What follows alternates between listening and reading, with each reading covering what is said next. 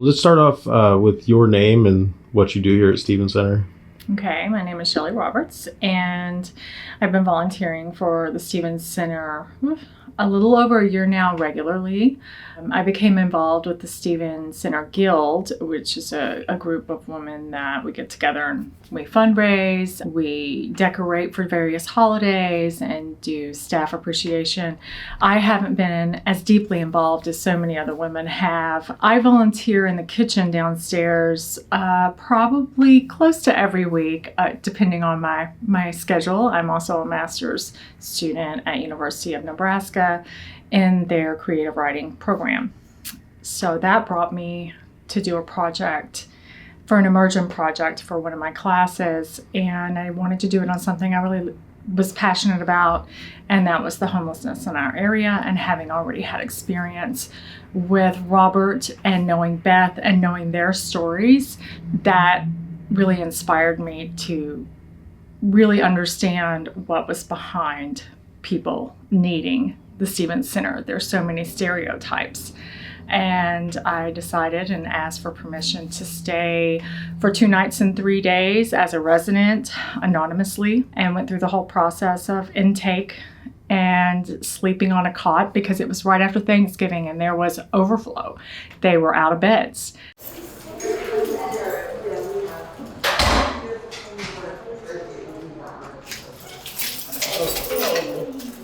Do we got to announce? Man on the floor. You can announce it. Man on the Man floor. on the floor. And you turn the light Do we on. need to turn the lights on? Yeah. Yeah. My cot was right here. They did not have any mattresses left, so it was just my cot.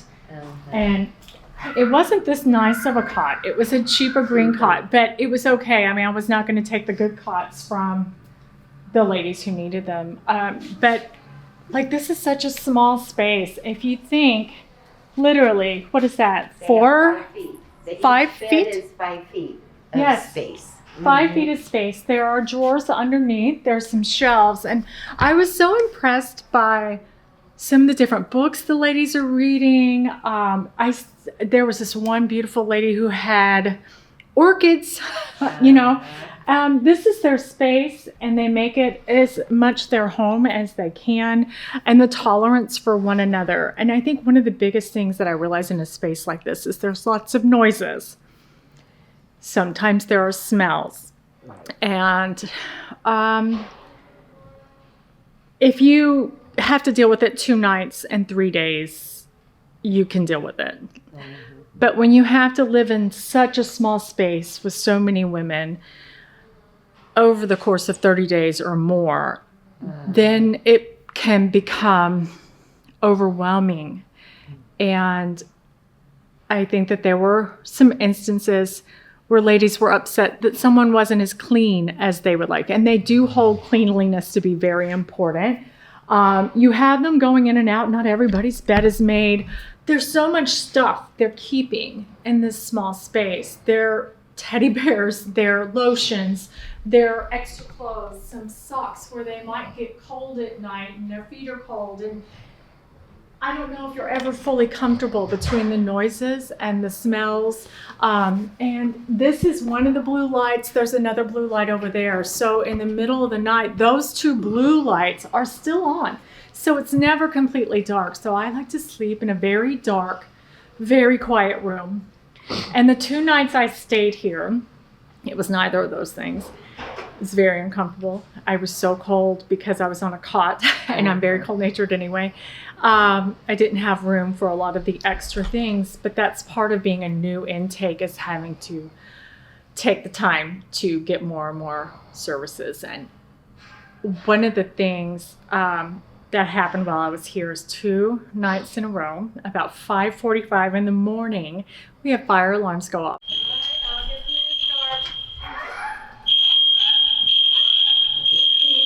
I need help across the street. So at 5:45 in the morning, 28 degrees outside, we all had to get up, walk across the street by the church, and stand outside for 10 to 15 minutes. And if you hadn't slept enough, that really interrupted all hope of going back to sleep. And then several of the women had to go directly from that to their chores for the morning. And I think I had an 8 o'clock kitchen duty, so. Yeah. And I came in with just the clothes I had on my back, no money, and was given a bag of clothes and some toiletries. I did bring my brush and powder and mascara because I'm a girl, and that's my vanity items that I really wanted to have. But as a resident, I went through and had a couple of days assignment in the kitchen, which all new residents go through the kitchen assignment first, and was very surprised. They definitely treated me like just anyone, which was with compassion, but also expectations of what we do. So that's kind of, in short, my experience there. Candy sat me down in the dining room and we went through a lot of paperwork, like what was my backstory? Why was I there? Had I ever experienced homelessness? Also a health form of everything from mental health and drug abuse to scabies and HIV and bed bugs and things that, you know, most of us don't think about on a daily basis. Set up an appointment with a caseworker, which I had on day 2. That's when her availability was. And that was a whole different process for me. I've never been to counseling, not to say that I shouldn't have been at some points in my life, but, you know, she asked me questions that I had never really thought about, like, what are my triggers? And that really, I don't think most of us who haven't had to face a personal mental health crisis or have refused to face our personal mental health crisis, we don't ask ourselves that, like, what triggers me? What really sets me off or causes me to sink into some sense of depression. She asked me how people would know that I wasn't okay. And I wasn't quite sure about that either. And, you know, it really caused me to do a little more introspection. I got a lot more out of it than I was thinking I would, personally. Also, I was given a tour of where everything was. I was given a locker. And the lockers are about 18 inches square. The women there were 3 of us on cots because of the overflow, all we had was our cot, the space under it, and an 18-inch locker. And it's really humbling when I know at the end of my process, I get to go back home to my house with its heater, my food, and my family, and I'm safe. So it's really eye-opening. And meeting the ladies there and understanding their backstories are not always typical. It's not always, though sometimes it is, somebody's on drugs and they lose everything. But I also learn, even in those stereotypical situations, unless you know their full backstory, you should hold judgment. Because if you grew up in a house when you're 10 and there's an old dusty mattress laying on the floor and barely any other furniture and adults passed out everywhere with needles, and you take your first joint at 10, likely you may grow up to have the same issues. And that has happened to friends that I have met through my experience here. But you also have clients who have suffered domestic violence, whose house burned down, who lost their job, and they're living paycheck to paycheck. And where do you go in the Midwest in the winter? You can't live in your car. It's freezing. I think that's the biggest thing I learned.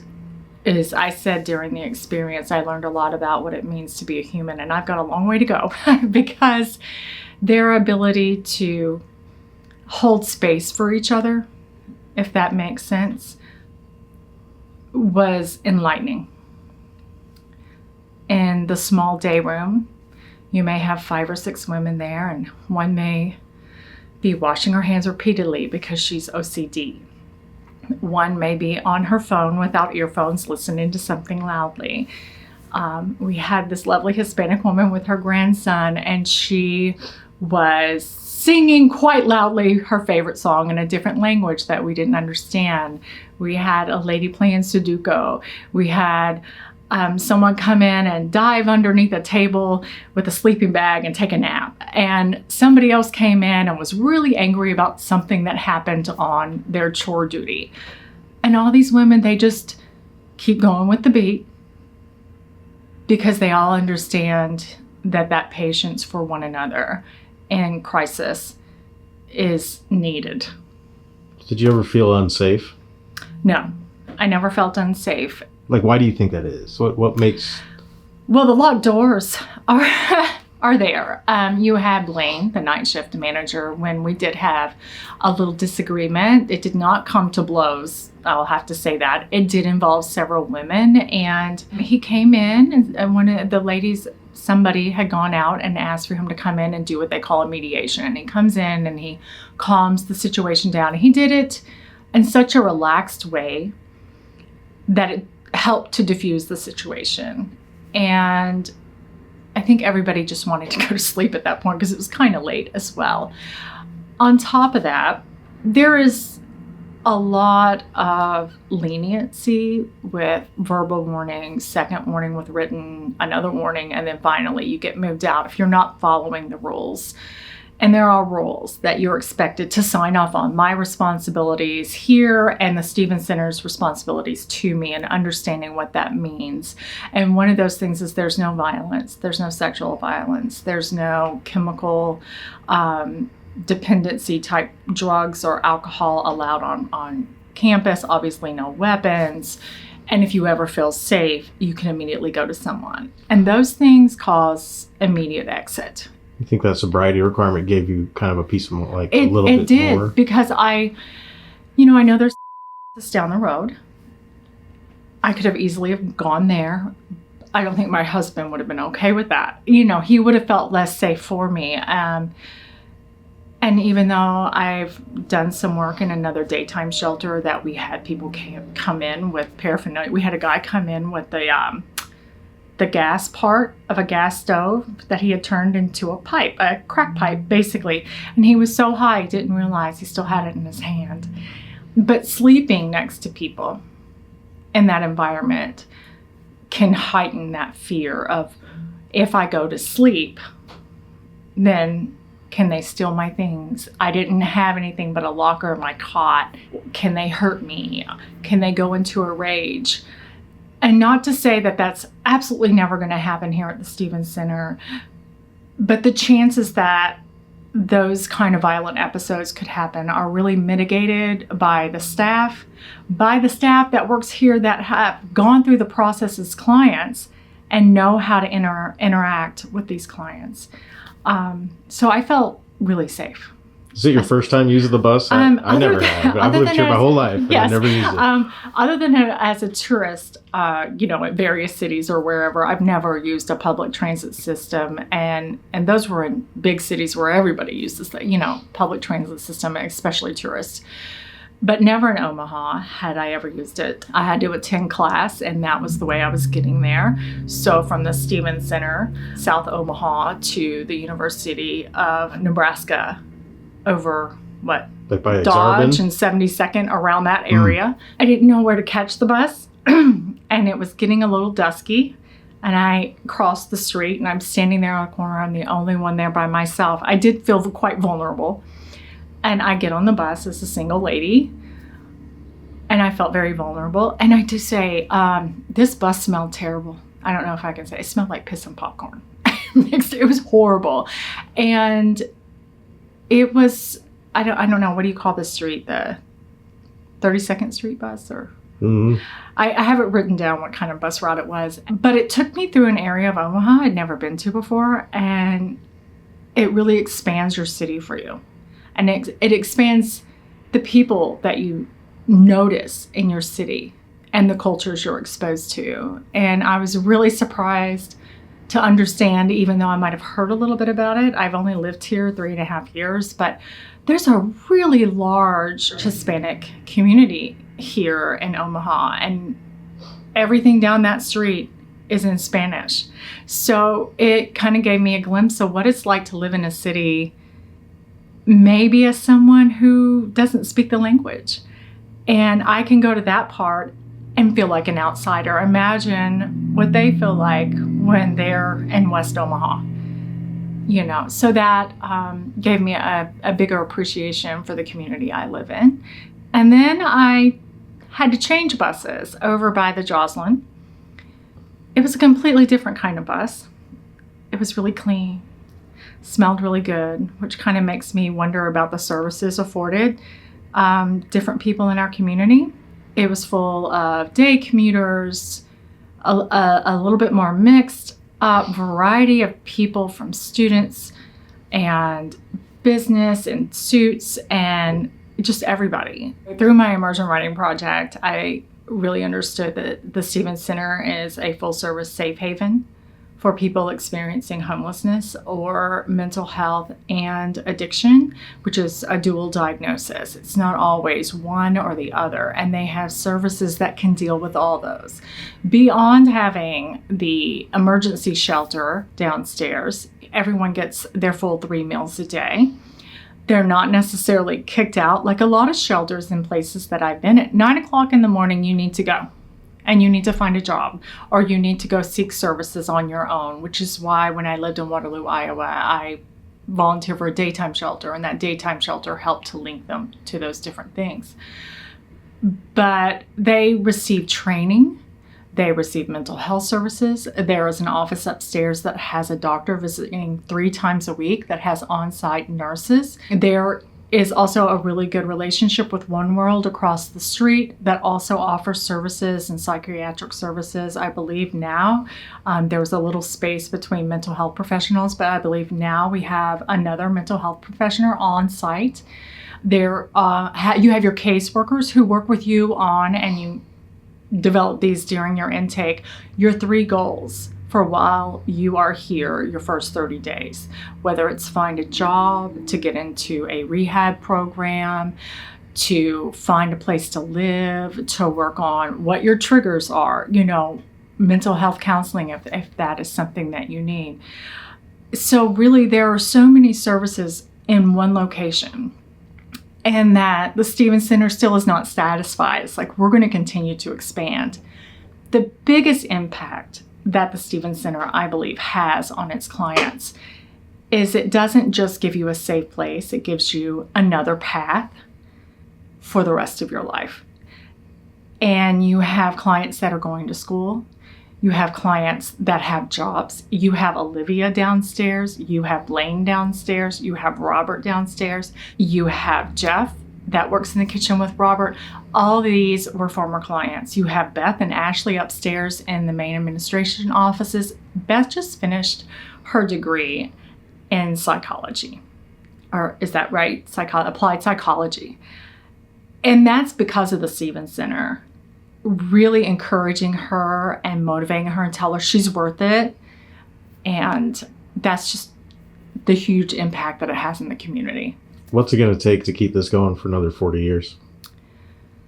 I think continuing to keep the doors open, that sense of compassion, creating that safe space where clients know that they can come and not only get clean, but stay clean, that environment, that they're separated from those chemical dependencies. That's very important. Our partnerships with One World, if we could form better partnerships with perhaps colleges and community colleges to offer courses at a cheaper rate or something for clients to continue their education. And also the Stevens Center continuing to be open to giving them a path forward through job mentorship is huge.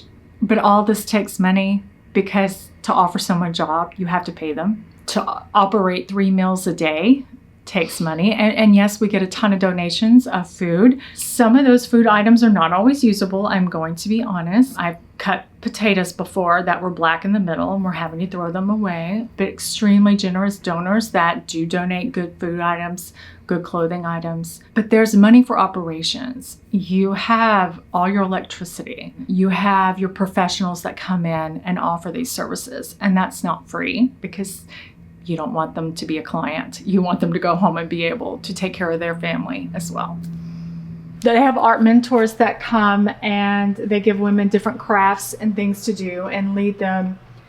And a lot of us had these. I ended up giving it to a lady I'll call my mentor, because from the day I arrived here, she recognized me as new, and she kind of told me the ropes and warned me about certain things, to the point that last day I was here, Aetna had a table set up in the dining room, and they were signing people up for insurance, giving them socks, and toothbrushes, I think. And she said to me, "You need to go sign up for insurance." I'm very adamant. And I was like, "Oh, I'm okay. I'm good. And she kind of took that mom tone with me. I was like, "No, you need to go sign up for insurance. You shouldn't be paying for your meds and stuff. And also, if you have Medicare or Medicaid, you can get Cricket for, I think, $18 a month." And I learned that from another resident here. But I ended up giving my Thanksgiving craft to my mentor because at the end, I had to tell her after her Aetna speech that I was not actually homeless and that I was doing an immersion project. I was so worried she'd be kind of angry, but she was supportive and glad that somebody was trying to tell their story. Anyway, so I gave her mine, and